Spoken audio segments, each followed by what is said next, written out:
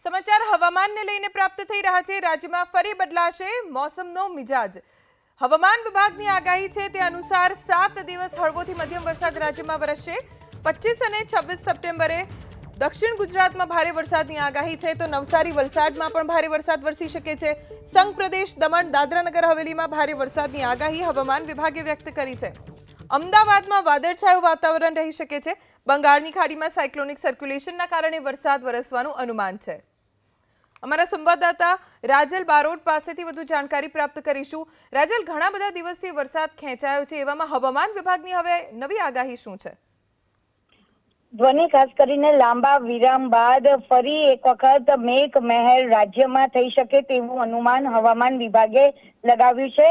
તેની પાછળનું કારણ એ છે કે 23 તારીખે જે બંગાળની ખાડીમાં સાયક્લોનિક સર્ક્યુલેશન છે, જે સિસ્ટમ છે તે સક્રિય થવાની છે। તેના કારણે જ ખાસ કરીને ગુજરાતમાં વરસાદની જે આગાહી છે તે કરવામાં આવી છે।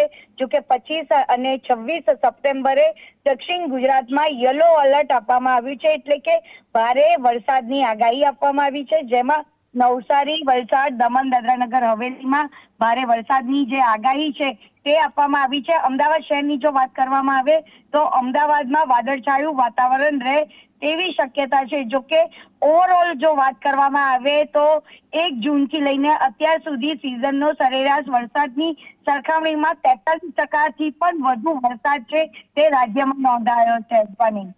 રાજલ, આભાર જાણકારી આપવા માટે।